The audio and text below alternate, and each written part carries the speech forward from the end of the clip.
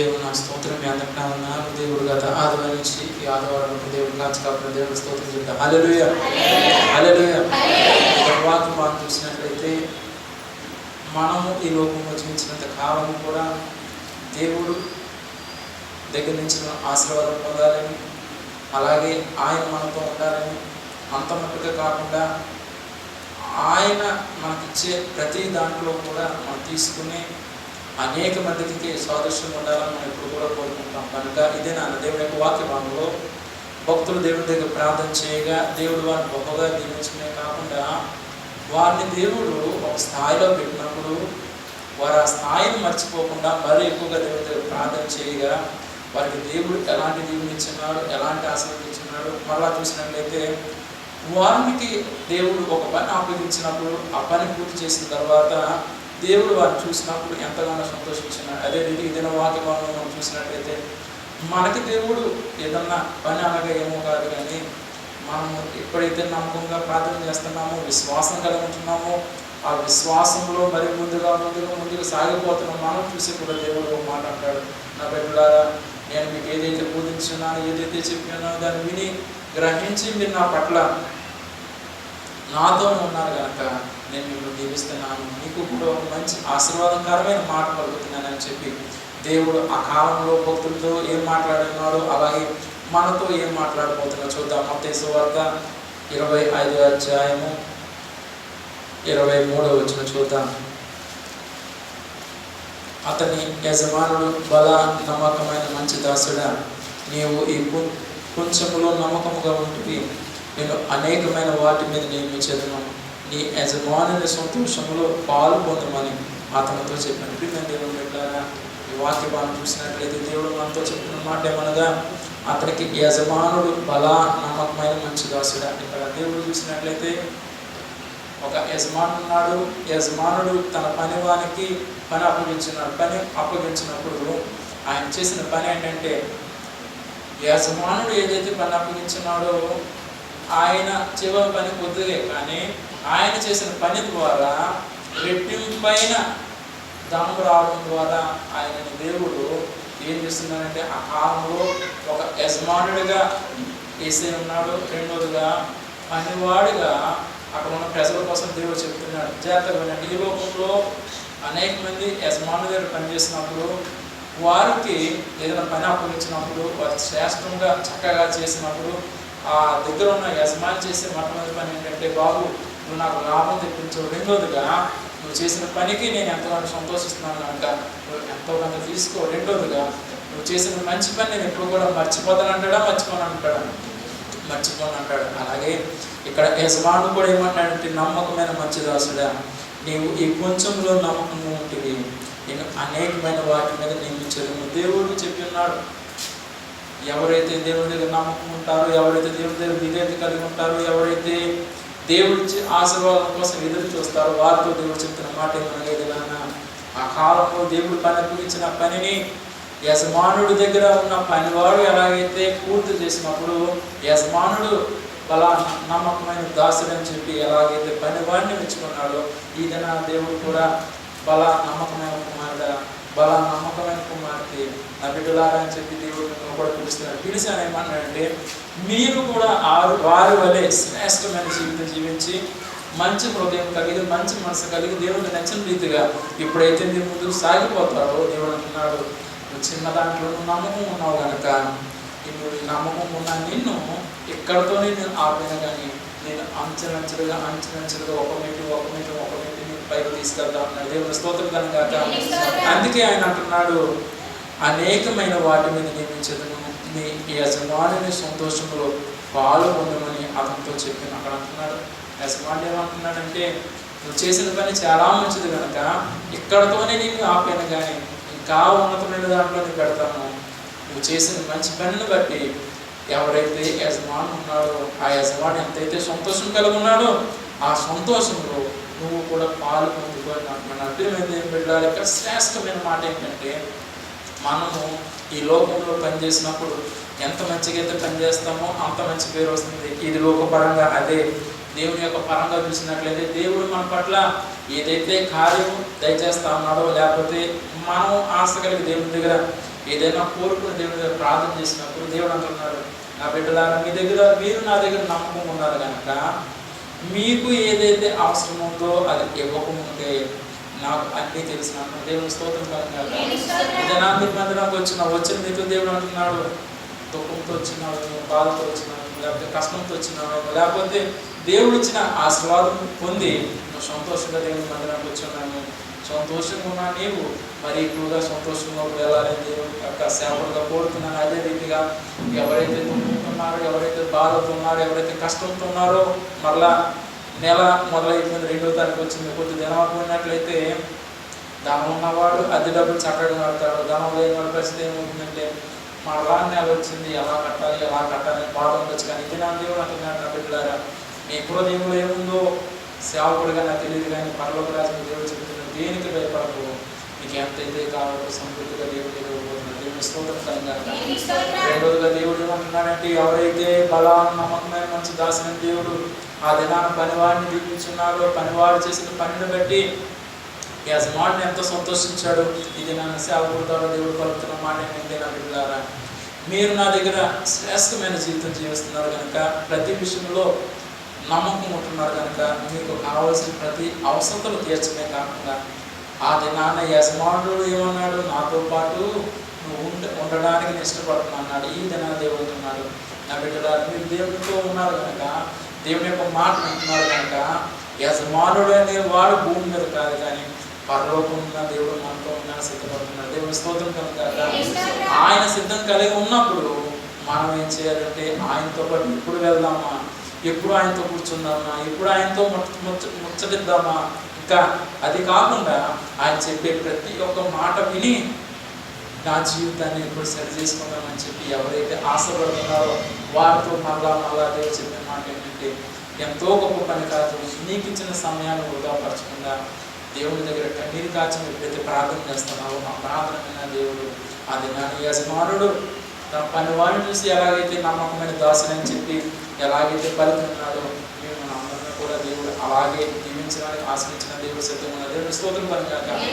ఈ వాక్యం చదువుతున్నప్పుడు దేవుడు చెప్తున్న మాట ఏంటంటే, ఈ లోకంలో ఎంతోమంది మనుషులు ఉన్నారు, ధనవంతులు ఉన్నారు, పేదవాళ్ళు ఉన్నారు, కటిక పేదవారు ఉన్నారు, ఇంకా వారి కాలు అడుగు పెట్టినట్లయితే వారికి ఉన్న డబ్బులు ఈ లోకంలో ఎవరికి లేనంతగా ధనవంతులు ఉన్నారు. కానీ దేవుడు అంటున్నాడు, చిన్న మందగా ఉన్న మీరు అంచెంచులుగా ఎదుగుతున్న మీతో దేవుడు అంటున్నాడు, నీకు దుఃఖం వచ్చినప్పుడు, బాధ వచ్చినప్పుడు ఎవరు లేరని చెప్పి దుఃఖపడకు. దేవుడు అంటున్నాడు, సేవకుడిగా ప్రార్థన చేయడం సిద్ధంగా ఉన్నాను, నాకంట ముందుగా యేసయ్య నీ పక్కన ఉన్నాడని గమనించండి. దేవుని స్తోత్రం కానీ కాక.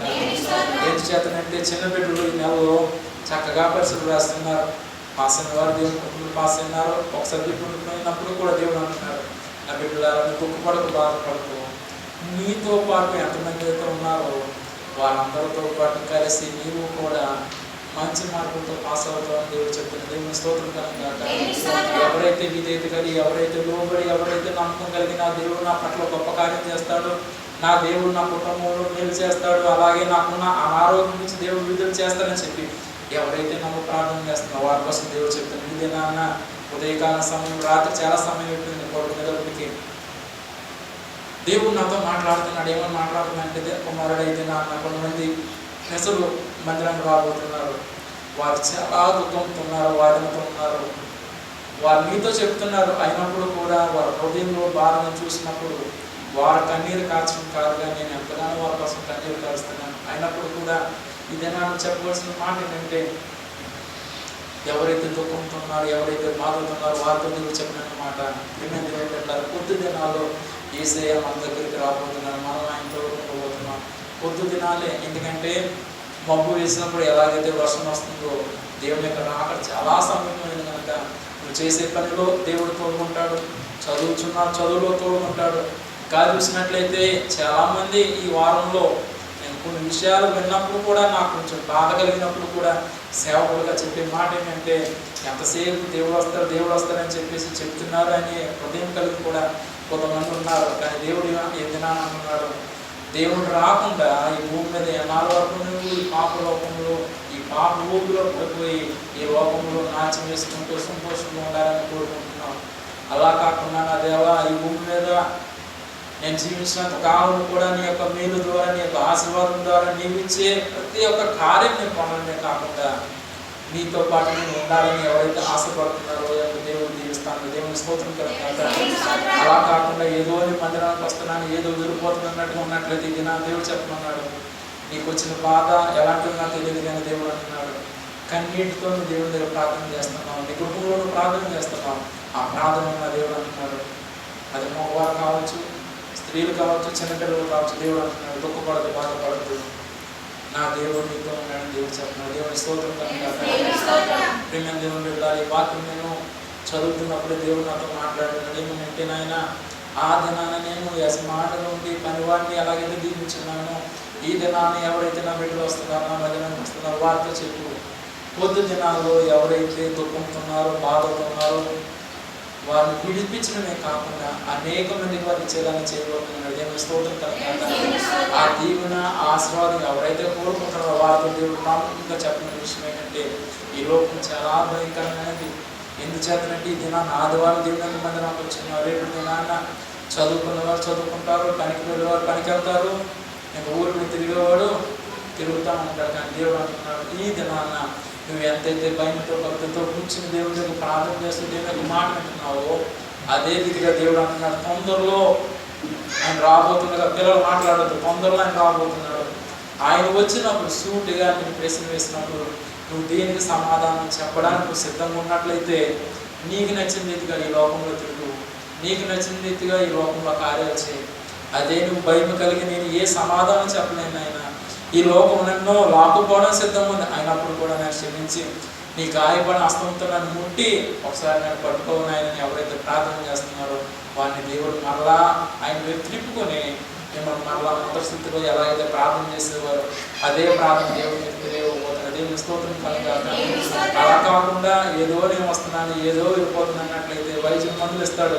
మందులు ఇచ్చినప్పుడు సరిగ్గా వాడకుండా మరలా నెల అయిపోయిన తర్వాత మందులను పక్కన పెట్టి వైద్యుడి దగ్గరికి వెళ్ళినప్పుడు వాడు చూస్తాడు, మొక్కలకు చూస్తాడు చిక్కుపోయి ఉన్నావా లేకపోతే మొక్కలు ఏదో మార్పు వచ్చిందని. కొత్తగా కాకపోయినట్లయితే టెస్టులు చేయమంటాడు. టెస్టులు చేయమన్నప్పుడు మొదట నీరసం ఉన్నావు కనుక 1-2 పాయింట్లు వచ్చింది, తర్వాత నీకు నీరసం తగ్గిన తర్వాత అది నెమ్మదిగా అది 3, 4, 5 పాయింట్లు మారాలి. అలా కాకుండా నువ్వు ఇంటికి వచ్చినప్పుడు చేసే పని ఏంటి, వైద్యులు ఇచ్చిన మందులు వేసుకుంటున్నావా, వేసుకోకుండా పక్కన పారేస్తున్నావు. కాబట్టి నెల అయిన తర్వాత వైద్యులు మళ్ళా టెస్టులు చేసినప్పుడు అది 1-2 ఉండకుండా 1 కన్నా తక్కువ ఉన్నది అనుకోండి, వైద్యులు ఏమనుకుంటాడు మొట్టమొదటి ఆయన భయపడతాడు. ఎందుకంటే నేను ఇచ్చిన మందు పని చేయలేదు కాబట్టి 100 పవర్ ఇచ్చాను కాబట్టి ఈసారి 200 ఇస్తాను, అది పని చేయలేదు కదా 300 ఇస్తాను, ఇంకేం చేయలేదని ఇంటికి వెళ్ళిపోతాడు. అవునా కదా.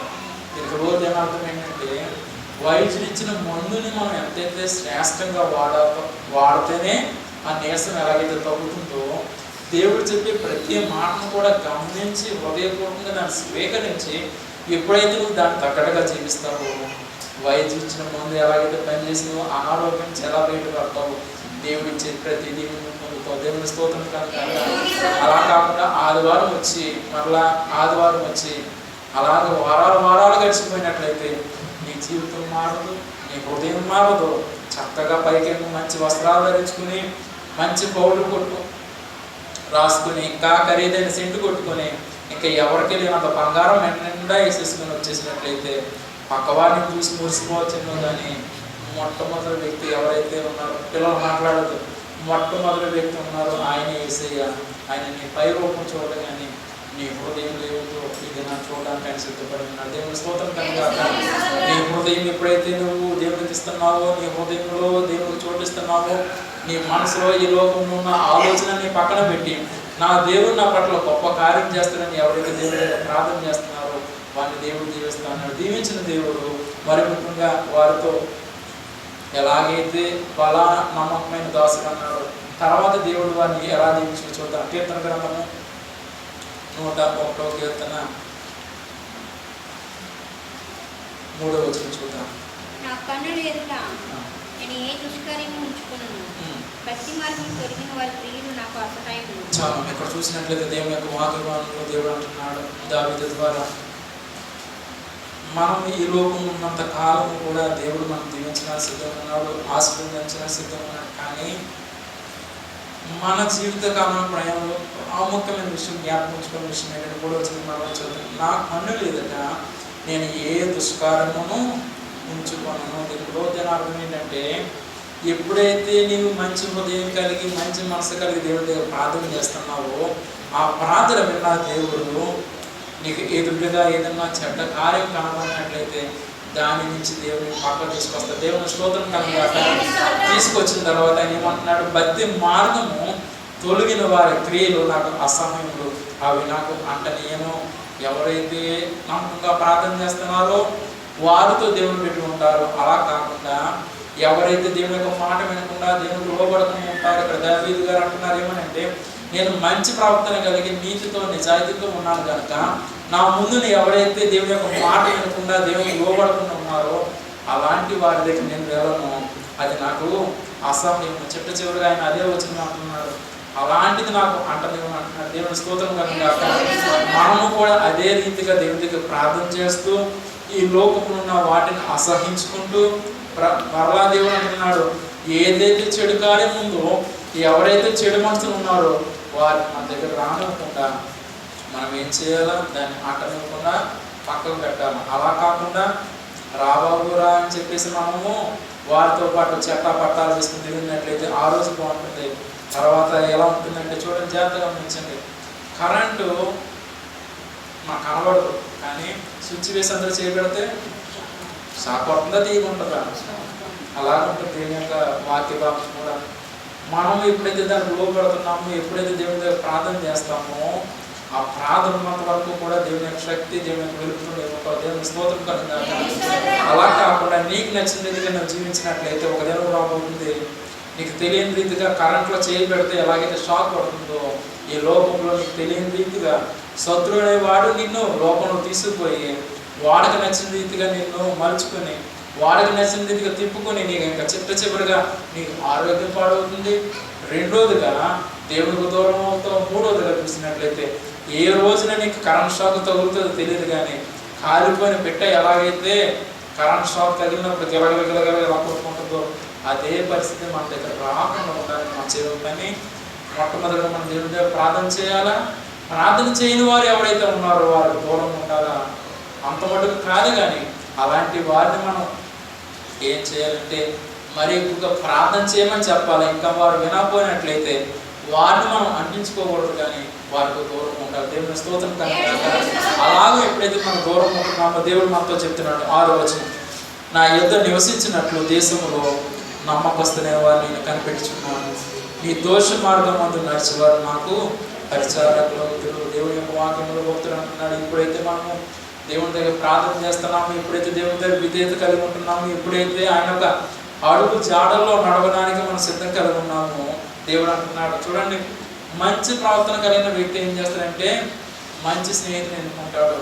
అదే చెడ్డ బుద్ధి కలిగిన వాడు ఏం చేస్తాడు, అలాంటి వాడు ఎక్కడ ఉన్నాడని చెప్పేసి ఎత్తుకుంటాడు. ఉదాహరణకి మనము ఒక ఈగ లాంటి వాడు, ఈగ ఏం చేస్తుంది, ఈగ దగ్గరికి వెళ్తుందా కంది దగ్గరికి వెళ్తుందా, ఈగ దగ్గరికి వెళ్తుంది. అలాగే మనము చేయవలసిన పని ఏంటంటే మనం దేవుని పెట్టిన కనుక ఈ లోకంలో ఎవరైతే దేవుని పెట్టిన ఉన్నారో ఇంకా లోతుగా చూసినట్లయితే మనం చేసే ప్రార్థన కొద్దిగా అవ్వచ్చు కానీ మనకంట రెట్టింపు ప్రార్థన చేసే వారి దగ్గర మనం వెళ్ళాలి. కానీ మనకంట జిడ్డుగా ఉండి మనం చేసే ప్రార్థన కంటే ఇంకా అసలు ప్రార్థన అంటే ఎరగని వారి దగ్గరికి వెళ్ళి మనం కూర్చున్నట్లయితే ఏమవుతుందో తెలుసా, నీవు వాడిని మార్చడం కాదు కానీ కొద్ది దినాల తర్వాత వాడి నిన్ను మార్చి ప్రార్థన అంటే ఏదో కూడా తెలియని రీతిగా చేయబోతున్నాడు ఈ లోకం శత్రువు.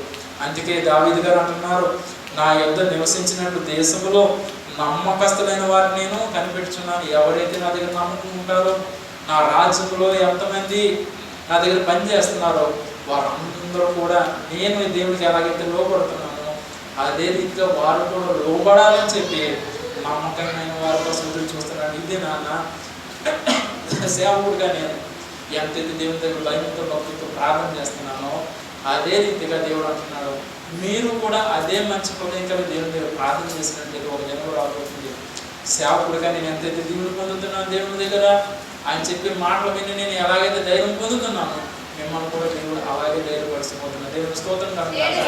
ధైర్యపరిచిన తర్వాత ఆయన ఏమంటున్నాడు, నీ దోషమందు నడిచేవారు నాకు పరిచారకులు. ఎవరైతే దేవుని దగ్గర నమ్మకం ఉంటారో, ఎవరైతే పిల్లలు కూర్చోవాలి, ఎవరైతే దేవుని దగ్గర ప్రార్థన చేస్తున్నారో, ఎవరైతే దేవుని దగ్గర లోబడుతున్నారో, అలాంటి వారిని దావీదు ఏం చేస్తున్నాడు, ఆయనతో పాటు పనిచేసే వారి మధ్యలో పెట్టుకుంటా అన్నాడు. ఈ జనాన్ని దేవుడు అంటున్నాడు, ప్రేమ దేవుని వెళ్ళారా, ఆ కాలంలో దావీదు గారు తన రాజ్యంలో నమ్మకమైన వారిని, శ్రేష్టమైన వారిని, తప్పు చేయలేని వారిని ఎలాగైతే ఎతికి తన రాజ్యంలో పెట్టుకున్నాడు. ఈ దినాన్ని దేవుడు అంటున్నాడు, ఎవరైతే దేవుని యొక్క హృదయంకి దగ్గర ఉంటున్నారో వారిని అందరిని కూడా దేవుడు వెతుకుతున్నాడు. వెతికి ఆయన యొక్క రాజ్యం వచ్చినప్పుడు మన అందరినీ కూడా ఆయనతో పాటు ఉన్న సాయం చేస్తున్నాడు. దేవుని స్తోత్రం కలుగుగాక. ఆ కాలంలో దావీదు ఏం చేస్తున్నాడు, తన రాజ్యంలో మంచి వారిని, శ్రేష్టమైన వారిని, ఏ తప్పు చేయలేని వారిని పెట్టుకున్నాడు. ఈ దినాన్ని దేవుడు అంటున్నాడు, మీరు చేసే ప్రార్థన దేవుడు పెట్టుకున్నాడు కనుక మీరు ఇంకా మరి ఎక్కువగా ప్రార్థన చేయండి. ఆ ప్రార్థన దేవుడు ఒక దినం రాబోతుంది, మనం అందరం కూడా ఆయనతో పాటు ఉండబోతున్నాం. ఉండడమే కాకుండా ఏమంటే 7వ వచనం, మోసము చేయవాడు నా ఇంటి నివసింపరాదు, అబద్ధములాడేవాడు నా కన్నుల ఎదుట నిలబడదు. ఎవరైతే దేవుని మాట వినరో, ఎవరైతే దేవునికి లోబడరో, ఎవరికి నచ్చిన రీతిగా వారు చేసుకుంటూ పోతారో ఒక దినం రాబోతుంది. అది నా దేవుడు అంటున్నాడు. తప్పు చేసిన వాడు ఆ రోజుకి కప్పుకోవచ్చు, ఆ రోజుకి ఏం పర్లేదు కదా అనుకోవచ్చు. కొద్ది దినాలు పోయిన తర్వాత ఏమవుతుందంటే, ఆ తప్పు చేసిన వాడు తప్పు నిరూపించబడినప్పుడు బాధపడే కంట మొట్టమొదటి ఆ తప్పును సరి చేసుకుని దాని నుంచి దూరం అయిపోయినట్లయితే ఆ రోజు పడే బాధ మన దగ్గర రాదు. కానీ దేవుడు ఇచ్చిన దేవునితో మన సంతోషంగా దేవుని స్తోత్రం కనుక అలా కాకుండా అన్నీ నాకే కావాలి, అన్నీ నాకు తెలుసు అని చెప్పేసి అన్నీ మనం ఎక్కువ పెట్టుకున్నాం అనుకోండి, ఒక రోజు ఏమవుతుందో తెలుసా, చెట్టు చివరికి ఎవరు మనకి దగ్గరకు ఎవరు రావు, ఎవరు సహాయం చేయరు. ఏసీ అప్పుడు కూడా సహాయం చేయనే సిద్ధంగా ఉన్నాడు. కానీ మనం నోటంట ఎప్పుడు నువ్వు దేవుడిని పిలుస్తావని చెప్పి దేవుడి కోసం ఎదురు చూస్తూ ఉన్నాడు. ఆ సమయం ఎప్పుడో లేదు. ఈ దినమే తండ్రి దావీదును ప్రేమించున్నావు, దావీదును దీవించున్నావు. అంత మటుకు కాకుండా దావీదు శ్రేష్టమైన వారి కోసం ఎలాగైతే ఎదురు చూస్తున్నాడో నా జీవితం కూడా అదే శ్రేష్టమైన జీవితం కలుగుతున్నాను కనుక దయచేసి నీవు నన్ను విడిచిపెట్టకుండా, అలాగే నా కుటుంబంలో ఏదైతే సమస్య ఉందో ప్రతి దాంట్లో నుంచి కూడా నన్ను విడుదల చేయమని ఎవరైతే ప్రార్థన చేస్తున్నారో ఆయన రాకలో ఉండడమే కాకుండా భూమి మీద ఉన్నంత కాలం కూడా దేవుడు శ్రేష్టమైన జీవితం ఇస్తారు. దేవుని స్తోత్రం కలుగుగాక. ఈ వాక్యం ముగించే ముందు దేవుడు చెప్పన్న మాట ఒకటే ఏంటంటే, ఇది అందరూ వచ్చిన్నారు, వాక్యం వింటున్నారు, మొట్టమొదటి రోజు కాబట్టి, మొట్టమొదట వారం కాబట్టి అందరూ చక్కగా తయారైపోయిస్తారు. 2వ వారం ఉంటుంది, 3వ వారం ఉంటుంది, 4వ వారం ఉంటుంది, ఇంకా నెలలో 5వ వారం కూడా వస్తుంది. 5వ వారం వచ్చినప్పుడు ఎవరైతే మొదటి వారం వచ్చిన్నారో చివరి వారం వరకు కూడా వచ్చినట్లయితే వారిని దేవుడు బహుగా దీవిస్తాడు. అలా కాకుండా నేను మొదటి వాడిలా ఉంటానంటే మొదటగానే ఉంటుంది నీ జీవితం. కడ వరకు కూడా దేవుడి దగ్గర దీవుని పొందాలని నువ్వు కోరుకున్నప్పుడు కూడా ఆ దీవుని నీ దగ్గర రాదు, కానీ పొద్దు మటుకు వస్తుంది. ఉదాహరణ దేవుడు ప్రతిసారి నేను చెప్తూనే ఉన్నాను, ఒకసారి దేవుడు జ్ఞాపకం చేయమని చెప్తున్నాడు కనుక మీరు ఎక్కడికైనా భోజనం వెళ్తారు. భోజనం వెళ్ళినప్పుడు మొట్టమొదటిగా వారు చేసే పని ఏంటంటే, ఇప్పుడు అన్నీ కూడా ప్లేట్లు వచ్చాయి కనుక బాబు మాట్లాడద్దు, రే బాబు అవి అద్దాలు ఇటుపక్క రండి. ఇప్పుడు అన్ని ప్లేట్లు వచ్చాయి, చక్కగా కూర్చోకుండా నిలబడే తినేసే రోజులు కూడా వచ్చాయి. కాబట్టి పాత రోజులు చూసినట్లయితే చక్కగా బెంచీలు ఉండే, కుర్చీలు ఉండి, ఎవరైతే వస్తున్నారో వారికి చక్కమైన ప్లేస్ ఇచ్చిన తర్వాత వారు మొట్టమొదటిగా వారు చేసే పని ఏంటంటే చేతులు పట్టుకుని రమ్మనేవారు, చక్కగా ఆకు ఇచ్చేవారు. ఆకు ఇచ్చిన తర్వాత ఆకును శుభ్రం చేసుకోమన్నారు. దానికి అర్థం ఏంటంటే, ఎవరైతే మొట్టమొదటి దినాన దేవుని యొక్క మందిరానికి వస్తారో వారికి శ్రేష్టమైన భోజనం సిద్ధపరచక ముందు వారి జీవితం ఎలా ఉంటుందంటే, ఒక ఆకును ఎలాగైతే శుభ్రం చేసుకుని భోజనం తినడానికి ఎలాగైతే ఆసక్తి కలిగి ఉంటారో అలాంటిది అన్నమాట మొదటి వారం. 2వ వారం కూడా చూద్దాం. వారు చేసిన పని ఏంటి, ఆకును శుభ్రం చేసుకున్నారు. నెమ్మదిగా పిండి వంటలు వస్తున్నాయి, బూరెలు వచ్చాయి, గారెలు వచ్చాయి, లడ్డూలు వచ్చాయి, అట్టుపళ్ళు వచ్చాయి. దానికి అర్థం 2వ వారం. నీకు మొట్టమొదటి ఆకు ఇచ్చున్నారు, ఆకును శుభ్రం చేసుకున్నాం మొదటి వారం. 2వ వారం వచ్చిందో బూర్లు ఇచ్చారు, గారెలు ఇచ్చారు, అట్టుపళ్ళు ఇచ్చారు. చక్కగా బిర్యానీ కోసం ఎదురు చూడకుండా ఆకలిస్తుందన్నమాట, తినేసినా పర్లేదు. రెండవ వారం. మూడో దానికి వచ్చినప్పుడు చూసినట్లయితే చక్కనైన శ్రేష్టమైన బిర్యానీ కావచ్చు, పులిహార కావచ్చు, ఏది కావచ్చు, మీకు ఏదైతే కావాలో అది వారు పెట్టి ఉన్నారు. పెట్టినప్పుడు మనం చేసే పని ఏంటంటే చక్కగా తింటాం. అది మూడో వారం. నాలుగో వారం వచ్చేటప్పటికి ఏమవుతుందంటే వారు పెట్టిన తర్వాత ఇంకా నీ కడుపు ఖాళీ ఉన్నట్లయితే అక్కడ తెల్లన్నం ఉంటే సాంబార్ వేసుకోవడమో లేకపోతే పెరుగు వేసుకోవడం తింటాం. అంతా అయిపోయిన తర్వాత నాలుగో వారము కూడా బాగుంటుంది. ఇంకా చివరిగా ఆ నెలలో 5వ వారం వచ్చినట్లయితే మనం చేసే పని చక్కగా ఆకు తీసుకుని వెళ్ళి ఎక్కడైతే డస్ట్బిన్ ఉందో అక్కడ పడేసి చేతులు కొట్టుకుంటాం, లేకపోతే నాకేసి వెళ్ళిపోతున్నాం. చేతులు కొట్టుకుంటాం కదా, అది చివరిన 5వ వారం. జాగ్రత్తగా గమనించుకో, వాడికి బాగా ఉన్నారు. మొదట వచ్చిన వాడికి ఏమి ఇచ్చారు? ఆకు ఇచ్చారు, చేయి కొట్టుకున్నాడు, బాగుంది. మొదటి వారం రాలేదనుకోండి, రెండో వారం వస్తారు. ఎవరు ఆకులు తినేద్దామని చూస్తున్నాం. పక్కనోడు ఆకులు ఆగేసుకుంటే ఊరుకోడు. ఎందుకంటే ఆడు వచ్చి ముందు కూర్చున్నాడు కనుక ఆడు ఎవడ ఆకులు ఆడే తిన్నాడు. అది బాగుంది. పోనీ వచ్చావు, బూర్లు గారెలు పెట్టారు, అన్నం ఇంకా పెట్టలేదు కాబట్టి చేతిలో పెట్టేస్తారు, బాగుంది. ఆ రెండో వారం కూడా రాలేదు. మూడో వారం వచ్చారు, వాడికి ఆకు లేదు, శుభ్రం చేసుకోలేదు, బూర్లు లేవు, అట్టుపళ్ళు లేవు, గారెలు లేవు. మూడో వారం వచ్చారు. బిర్యానీ ఇప్పుడు ఎక్కడ పెట్టాలి? ఈ మీద పెట్టేదా, నెత్తి మీద పెట్టేదా? జాగ్రత్తగా గమనించండి. బిర్యానీ ఎక్కడ పెట్టాలి? పులిహారే అనుకోండి, ఏదో ఒకటి. అది ఎక్కడ పెట్టాలి? బాబు బాబు బాబు నీ ప్లేస్ అక్కడ, అది నాదది, ఏంటది? వెళ్ళి కూర్చోబట్టి జాగ్రత్త వినండి. మూడో వారంకి వచ్చారు. మూడో వారంకి వచ్చినప్పుడు నీకు ఆకు లేదు, ఆకును శుభ్రపరచుకోలేదు, ఆడిచ్చిన పిండి వంటలు లేవు. మూడో వారం వచ్చారు. అందరూ కూడా శ్రేష్టమైన భోజనం తినడానికి వారు ఆకులో పెట్టినవన్నీ కూడా నెమ్మదిగా తినడానికి వస్తున్నారు. వారికి మొదటి వారం రాలేదు, రెండో వారం రాలేదు కాబట్టి ఏమైందో తెలియదు. కాబట్టి వారు చేసే మొట్టమొదటి పని ఏంటంటే అందరికీ ఆకులు ఉన్నాయి, అందరికి గూళ్ళు పెట్టారు, నాకు ఇంత పెట్టలేదు అందుకని చూడొచ్చు. కానీ ప్రాముఖ్యమైన విషయం ఏంటంటే ఆ మూడో వారం పెట్టింది ఏంటిది? చక్కనైన ఆహారం పెట్టారు. ఆ ఆహారం పెట్టినప్పుడు ఎవరి చేతులు పెట్టమంటే ఎవరు పెడతాడా? పెట్టాడు. ఓన్లీ ఇక్కడ మూడో వారం బాగుంది. నాలుగో వారం వచ్చేటప్పటికి ఏమవుతుందంటే మొదటి వారం లేదు, రెండో వారం లేదు, మూడో వారం లేదు. నాలుగో వారం వచ్చేటప్పటికి తెల్ల రైస్ ఉన్నది, నీకు పెరుగు కావాలంటే పెరుగు తిను, లేకపోతే సాంబార్ అయితే సాంబార్ తిను. కానీ ఆ నాలుగో వారం వచ్చిన వాడికి బూర్లు లేవు, ఆకులు లేవు, బిర్యానీ లేదు. చివరికి వచ్చేటప్పటికి ఏమైంది? తెల్లన్నం ఉంది. ఆ తెల్లన్నం ఉన్నప్పుడు కూడా ఈ లోకంలో మనుషులు చాలా తెలివైనరు. మాస్టర్ గారు ఆకు అన్నారు కాబట్టి ఆకు లేకుండా పర్లేదు, బ్యాగ్లో ప్లేట్ పెట్టుకుని వెళ్ళిపోతాను, ఆ తెల్లైనవన్నీ నాకు దొరుకుతుంది కదా అనుకోవచ్చు. మేము దేవుని బిడ్డలారా అలా చేసినట్లయితే అందరూ కూడా విచిత్రంగా చూస్తారు. అందరూ కూడా ఆకుల్లో తింటున్నాయి, నేను వెరైటీగా తింటున్నాడు, అవునా కదా? ఇక్కడ వరకు బాగుంది. చివరిగా 4 వారాలు రాలేదు, 5వ వారం వచ్చారు. ఈ మొదటి వారం నుంచి తిన్న వాళ్ళు 5వ వారం ఏం చేస్తారు? చక్కగా కడుక్కుని పడుకోవడం ఉండన్నా కంగారు పడక, ఇంకా నేను చెప్పలేదు, ఇంకా అప్పుడు తిన్నది ఇంకా ఆగలేదు, అప్పుడు చేతులు కడిగిస్తుని వెళ్ళిపోతున్నారు. అప్పుడే జాగ్రత్తగా. ఈ 5వ వారంకి వచ్చేటప్పటికి సమృద్ధిగా తిన్నారు, హ్యాపీగా ఉన్నారు, చేతులు కడుక్కున్నారు. కడుక్కొని అక్కడ ఏదైనా ఇస్తున్నారేమో అని చూసి ఇస్తే తీసుకుంటారు, లేకపోతే చక్కగా ఇంటికి వెళ్ళిపోతారు. కానీ 5వ వారం వచ్చిన పరిస్థితి ఏమవుతుందంటే అక్కడ బూర్లు లేవు, గారెలు లేవు, ఆకు లేదు, బిర్యానీ లేదు, తెల్లన్నం లేదు. అందరూ చేతులు కడుక్కొని వెళ్ళిపోతున్నారు కదా అనుకునేటప్పటికి చివరికి వచ్చినప్పటికి ఏంటి? మొట్టమొదటి రోజులు చేతులు కడుక్కోమని నీళ్ళు ఇచ్చారు లేదా?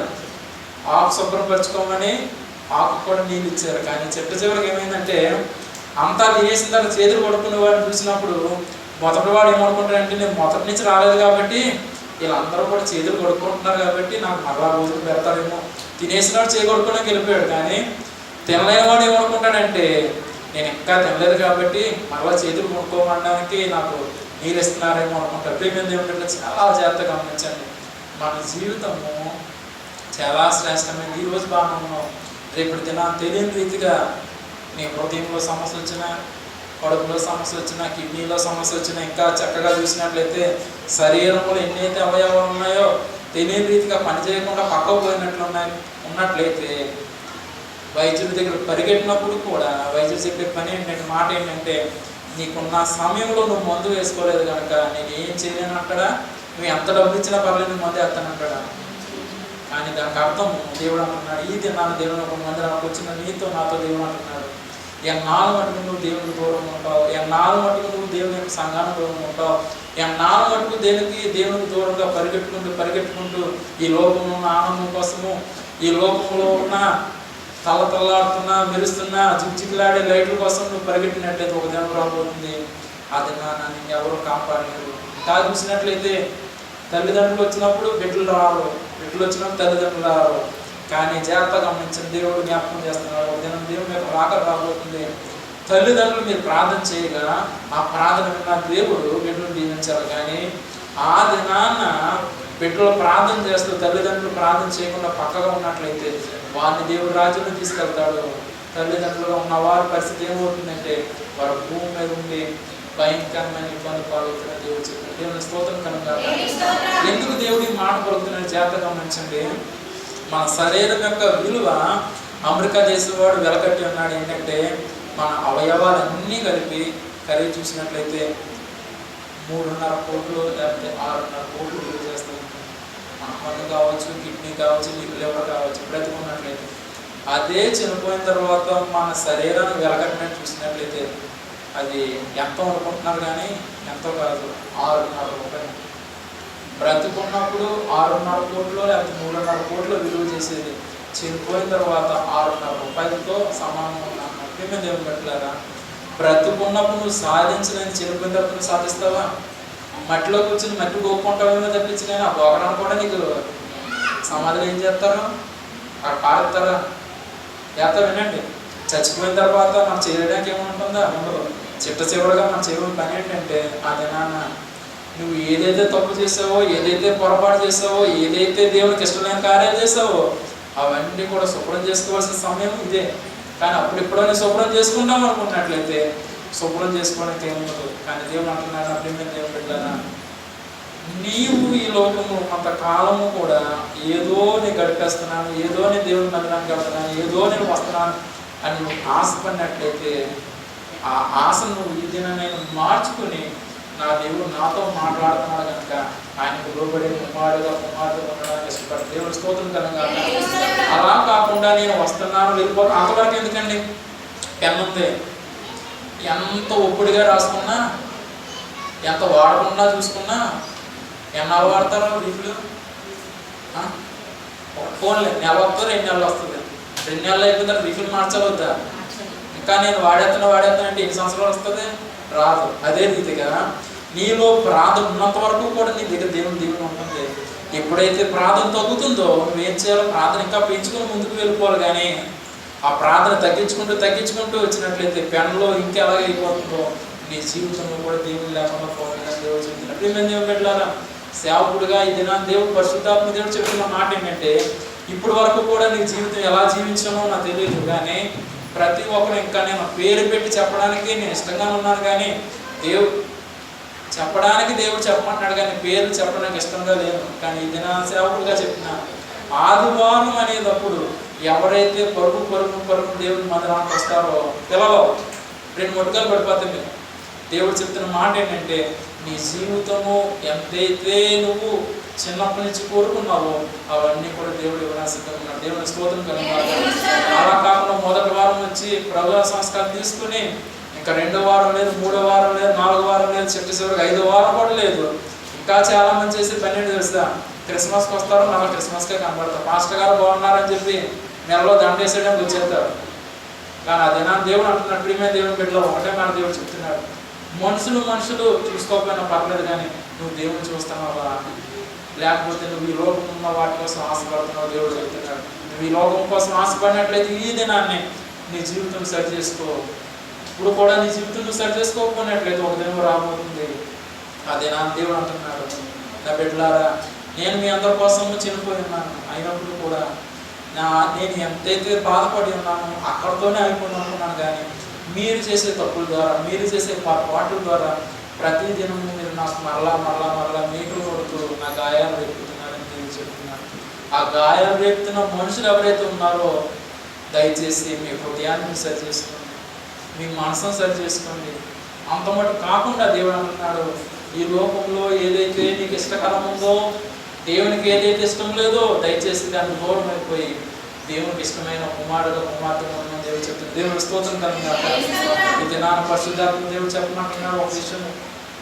దేవుడు చెప్తున్న మాట ఏంటంటే రాబో దినాల్లో భయంకరమైన శ్రమ రాబోతుంది. దేవుడు ప్రతి వారం చెప్తున్నాడు, ప్రతి వారం వింటున్నారు, విన్నవారు గ్రహిస్తున్నారు, విని కూడా కొంతమంది ఏమనుకుంటున్నారంటే ఏంటి పాస్టర్ గారు ఎంతసేపు కూడా ఇలాంటి మాటలు చెప్తున్నాడు అనుకోవచ్చు. కానీ ప్రేమ దేవుని బిడ్డలారా జాగ్రత్తగా గమనించండి. ఈ భూమి మీద ఏం జరుగుతుందో టీవీలో వచ్చి రాకముందు కానీ దేవుడు మనతో చెప్తున్నాడంటే అది దేవుడు ఇచ్చిన గొప్పతనం. దేవుని స్తోత్రం కనుక అది మన గొప్పతనం కాదు. రెండోదిగా చూసినట్లయితే సేవకుడి ద్వారా ఏదైతే మాట పలుకుతున్నాడో అది వినడానికి మీకు కూడా దేవుడు ఇచ్చిన అదృష్టమే. ఎందుచేత దేవుడు ఈ మాట పలుకుతున్నాడంటే కన్నీరు కాచి రేయింబాగులు దేవుని దగ్గర కన్నీరు కాచి ప్రార్థన చేస్తేనే కానీ ఇలాంటి మంచి వరాలు ఎవరికెవరో దేవుడు అయినప్పుడు కూడా మేము మాకున్న జీవితంలో ఉన్నతమైన స్థితిలో ఉన్నప్పుడు కూడా మా జీవితాన్ని మేము తగ్గించుకుని దేవుని దగ్గర ఒక చిన్న బిడ్డ ఎలాగైతే ఉంటారో అలాగా ఆయన దగ్గర పాదాల దగ్గర కూర్చొని ప్రార్థన చేస్తున్నాం కనుక రేపు ఏం జరగబోతుందో ఎల్లుండి ఏం జరగబోతుందో దేవుడు చెప్తున్నాడు. ప్రియమైన దేవుని బిడ్డలారా ఈ దిన వాక్యంలో మూర్చుమని దేవుడు చెప్తున్నాడు. రాత్రికాల సమయంలో నేను జాయింకరామ్ గారితో మాట్లాడుతున్న పరిశుద్ధాత్మ దేవుడు చెప్తున్నాడు మాట ఏంటంటే నేను ఆయనతో మాట్లాడుతుండగా ఆ సమయంలో నేను కళ్ళు మూసుకున్నాను. ఇంచుమించు రాత్రి అయిపోయినప్పుడు దేవుడు నాకు చూపిస్తున్నాడు ఏంటంటే ఒక చక్కనని కొబ్బరి చెట్లు ఉన్నాయి. ఆ కొబ్బరి చెట్టు మధ్యలో తెల్లని వస్త్రము అలా దిగుతున్నప్పుడు నేను చూస్తున్నాను. చూసినప్పుడు నేను ఆయనతోనే మాట్లాడుతున్నాను. బాబు నాకు దేవుడు ఎలా చూపిస్తున్నాడు జాగ్రత్తగా విన్నాను. దేవుడు ఆయనతో చెప్పినప్పుడు అలాగే పాస్టర్ గారు విన్నానని చెప్పినాడు. ఆ తెల్లని వస్త్రం పైనుంచి కిందకు పడుతున్నప్పుడు ఒక చక్కనని చెయ్యి వచ్చింది. ఆ చెయ్య అగ్నితోనో రాయబడుతుంది. ఏమనంటే నా కుమారుడా నువ్వు దిగులు పడకు, భయపడకు, నా కుమారుడికి ఎంతైతే ఆశీర్వాదం కావాలో నేను అదంతా కూడా తొందరలో ఇవ్వబోతున్నానని ఆ పేరు రాయబడి చూస్తున్నాను. దేవుని స్తోత్రం కనుక మీరు ఒక మాట అనుకోవచ్చు మీ హృదయంలో ఆయన కోసమే దేవుడు చెప్తున్నాడు. మేము ప్రార్థన చేయట్లేదా, లేకపోతే మేము ఇక్కడ కన్నీరు కాస్తలేదా, మా దేవుడు ఎందుకు మా కన్నీరు చూస్తలేదని అనుకోవచ్చు. కానీ దేవుడు అంటున్నాడు ఎవరు కన్నీరు కాల్చినా దేవుడు చూస్తాడు. కానీ నీ హృదయంలోకి దేవుడు చోటు ఇవ్వకుండా ఎంత మట్టుకు నువ్వు ప్రార్థన చేసినా అది ఎలా ఉంటుందంటే అరగలేని అన్నం తింటే ఎలాగైతే నీ కొడుకు ఎలాగైతే ఇబ్బంది పడుతుందో అలాంటిదే నీ జీవితం. కానీ దేవుడు ఆ దినాన్న రాత్రికాల సమయంలో ఆయన చెప్పినప్పుడు ఆయన ఎంతగానో సంతోషించున్నాడు. ఈ దినాన్ని దేవుడు చెప్తున్న మాట ఏంటంటే మరలా దేవుడు చెప్తున్నాడు ప్రభుత్వాలు ఎన్ని మారినా, ఎంతమంది ముఖ్యమంత్రులు వచ్చినా, ఎంతమంది ఇంకా ఉన్నతమైన స్థానంలో వచ్చినా దేవుడు మొదటి నుంచి చెప్పే మాట నా తండ్రి ఇంకా రేపు ఎల్లుండో చనిపోతున్నాను. కానీ దేవుడు నాతో చెప్పిన్నాడు నా కుమారుడా నీ జీవితంలో ఒక గొప్ప మెరుకలు జరగబోతున్నాడు.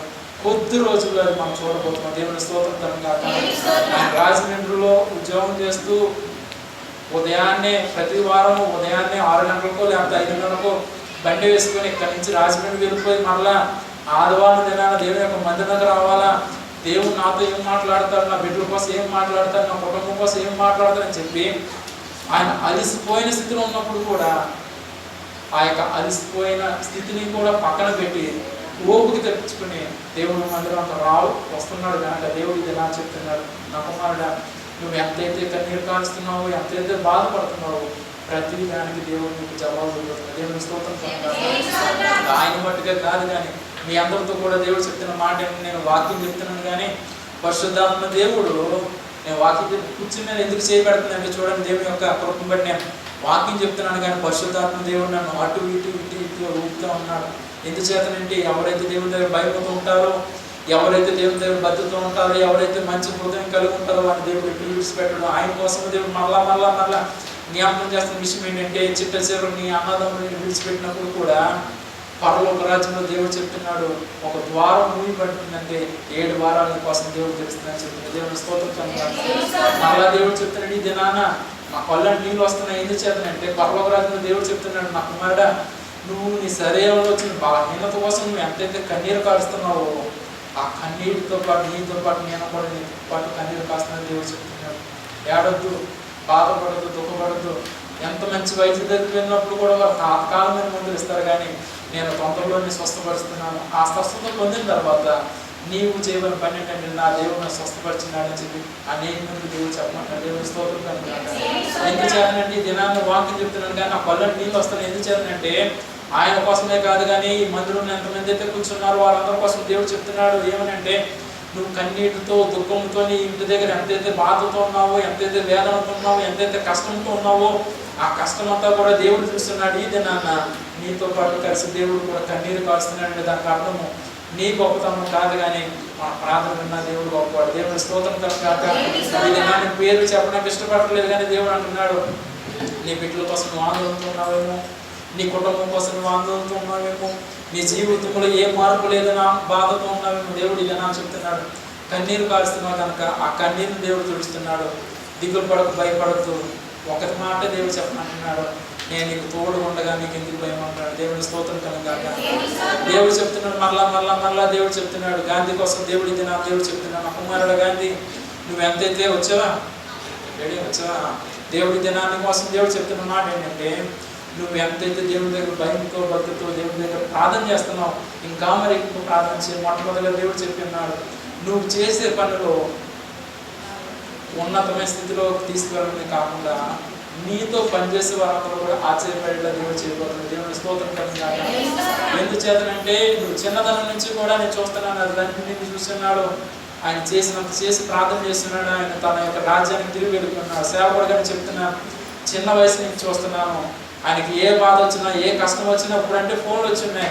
చిన్నతనంలో అంత మాట్లాడకపోయినప్పుడు కూడా ఇప్పుడు మట్టుకు ఏంటంటే ఫోన్లు వచ్చినాయి కనుక ప్రతి నిమిషం కూడా పాస్టర్ గారు ఈ సంవత్సరం ఈ బాగుందని చెప్పినప్పుడు నేను ఒకటే ప్రార్థన చేస్తున్నాను. దేవుడు చెప్తున్నాడు ఒక మాట, దిగులు పడద్దు, భయపడద్దు. రే బాబు మీరు మందిరానికి వచ్చారు, ఎక్కడికి వచ్చారు మీరు? ఒక పక్కన వీడియో రికార్డ్ అవుతుంది, మీరు చక్కగా మాట్లాడేసుకుంటున్నారు, ఎవరు పట్టించుకోవట్లేదు. ప్రతి వారం కూడా చెప్తున్నాను నేను, ఇక్కడ పక్కన దేవుడు మాట్లాడుతున్నాను, మీకు నచ్చిన రీతిగా మీరు మాట్లాడుతున్నారు. మేము దేవుడు పెట్టాలి, జాగ్రత్తగా గమనించండి. ఎప్పుడైతే నువ్వు దేవుని యొక్క మాట వింటున్నావో, ఎప్పుడైతే దేవుడు లోపడుతున్నావో, ఎప్పుడైతే ఆయన ఇచ్చే కార్యం కోసం ఎదురు చూస్తున్నావు, దేవుడు అంటున్నాడు నేను విడిచిపెట్టినట్టున్నాడు. మరలా దేవుడు చెప్తున్నాడు, ఆదివారం దేవుని యొక్క మందిరంలోకి వచ్చున్నావు, సోమవారం వరకు శనివారం వరకు కూడా దేవుడు అంటున్నాడు, నీకు ఏదైతే అవసరం ఉందో, ఏదైతే నీకు కావాలని కోరుతున్నావో ప్రతిదీ కూడా దేవుడు ఇవ్వడానికి దేవుడు సిద్ధంగా. కానీ తీసుకున్న ముందు నీ చివరి పని ఏంటంటే నీ హృదయంలో దేవుడు చోటిచ్చేవలేదో దేవుడు అడుగుతున్నాడు. చోటిచ్చిన వారిని దేవుడు గొప్పగా దీవిస్తున్నాడు. ఇప్పుడు కూడా నీకు చోటు ఇవ్వకుండా నీకు నచ్చిన రీతిలో చూపించినట్లయితే, ట్రైన్కి ఇంజిన్ లేకుండా ఉన్నట్లయితే ట్రైన్ ఎంత దూరం అవుతుందండి? వాడికి లాక్కెళ్ళిపోతున్నావు. అలాగే దేవుడు అంటున్నాడు, ఈ దినాన నువ్వు ఎప్పుడైతే దేవుడి దగ్గరకు వస్తున్నావో, ఎప్పుడైతే నువ్వు ప్రార్థన చేస్తున్నావో, ఆ ప్రార్థన విన్నా దేవుడు నేను అంచెలంచెలుగా దీవించడమే కాదు కానీ నేను ఒక స్థితిలో పెట్టడానికి దేవుడు సిద్ధంగా ఉన్నాడు. ఈ వాక్యాన్ని ముగిద్దాం అనుకున్నా కానీ పరిశుద్ధాత్మ దేవుడు చెప్తున్న మాట ఏంటంటే, నా బిడ్డలారా ఎవరైతే ఈ దినాన అనారోగ్యంతో వచ్చినారో, ఎవరైతే బాధతో వచ్చినారో, కష్టంతో వచ్చినారో వారితో దేవుడు చెప్పమన్న మాట ఏంటంటే, దిగులు పడకు, భయపడద్దు. దేవుడి దినాన్ని ప్రార్థించేయమంటున్నాడు. ఒక మాట, ఎవరికైతే ఎక్కడైతే అనారోగ్యం ఉందో నాకు తెలియదు, దయచేసి నీ కూడి ఆసనం చేసుకుని ఎక్కడైతే నీకు బాధ కలుగుతుందో అక్కడ పెట్టుకో. దేవుడి దగ్గర నేను ప్రార్థన చేయబోతున్నాను కనుక దేవుడు ఎక్కడైతే స్వస్థత కార్యం జరగాలని కోరుకుంటున్నారో వాడిని దేవుడు మొదలుకుంటున్నాడు. కొద్ది నిమిషం ప్రార్థన చేస్తాను. నీ కూడి చేయ, ఎక్కడైతే నొప్పుతూ ఉన్నావో, ఎక్కడైతే బాధపడుతున్నావో దాన్ని పెట్టుకో. దేవానికి ఏమన్నా స్తోత్రాలు చెల్లించుకుంటున్నావు. గొప్ప తండ్రి నీకేమన్నా ఇది నాన్న నీ బిడ్డల కోసం ప్రార్థన చేయమని చెప్పిన్నావు. ఈ వాక్యం ఎంతమంది అయితే బిడ్డలు యూట్యూబ్ ద్వారా వింటున్నారో, ఎవరైతే తండ్రి ప్రభు ఈ సమయంలో వారి యొక్క హస్తాన్ని తండ్రి ప్రభు కూడి హస్తాన్ని ఎక్కడైతే నొప్పుతో ఉన్నారో, ఎక్కడైతే ఇబ్బంది పడుతున్నారో ఆ చెయ్యిని ఎక్కడైతే పెట్టుకున్నారో ఈ సమయంలో నీ గాయపడిన హస్తంతో వారిని ముట్టుకున్నావు, స్వస్థపరుస్తున్నావు. మొదటి కుర్చీ మొదలుకొని చివరి కుర్చీ వరకు కూడా ఎవరైతే నీ దగ్గర కన్నీరు కాస్తూ ఆ యొక్క స్వస్థత కోసం ఎవరైతే ఎదురు చూస్తున్నారో దయచేసి వారిని ముట్టను స్వస్థపరచండి. నీ యొక్క గాయపడిన హస్తంతో తండ్రి ప్రభు తాకమని ప్రార్థన చేస్తున్నాను. ఆయన నాకైతే తెలీదు ఎవరు కన్నీరు కారుస్తున్నారు, కానీ తండ్రి తెలిసింది కనుక వారి కన్నీరు తుడచండి. నడి నెత్తిని మొదలుకొని అరికాలు వరకు ముట్టమని స్వస్థపరచమని ప్రార్థన చేస్తున్నాను. ఆయన నువ్వు ముట్టిన వందనాలు నేను చూస్తున్నాను తండ్రి ప్రభు. ఒక తెల్లని వస్త్రము ఒక ప్రతి ఒక్క బిడ్డల మీద తండ్రి ప్రభు పడడం చూస్తున్నాను. ఎవరైతే తండ్రి ప్రభు నీ యొక్క స్వస్థత కార్యం కోసం ఎదురు చూస్తున్నారో వాళ్ళందరినీ మొదటి కుర్చీ మొదలుకొని చివరి కుర్చీ వరకు కూడా తండ్రి ప్రభు ఆ తెల్లని వస్త్రం తండ్రి ప్రభు వారి మీద పడడం చూస్తున్నాను. తండ్రి ప్రభు అనుకుంటాన్ని స్వస్థపరచండి. గత నెల అంతా నువ్వు కాపాడి ఉన్నావు, ఈ నెల కూడా నువ్వు ఎంతగానో కాపాడుతున్నావు అంట. వారిని బహు ఎక్కువగా దీవించండి. వారు ఏదైతే పొందుందో, వారు ఏదైతే కష్టంతో ఉన్నారో, వారు ఏదైతే చెప్పుకోలేనంత బాధలు ఉన్నారు. దయచేసి ప్రతి దాంట్లో విడుదల చేసి వారిని ఇంకా ఉన్నతమైన స్థితిలో తీసుకెళ్ళమని మరలా సేవకులుగా ప్రార్థన చేస్తున్నాయి. ఎవరైతే స్వస్థత కోసం దినాన్న వాడు కూడి హస్తాన్ని తండ్రి ప్రభు వారు పెట్టుకున్నారో దయచేసి వాడిని ముట్టని స్వస్థపరచండి. నన్ను నిర్ణయించి 6 వరకు ఉంటున్నది వాళ్ళ స్తోత్రాలు చేయించుకోండి. యేసు నామములో వేడుకొని ప్రార్థిస్తున్నాం తండ్రి.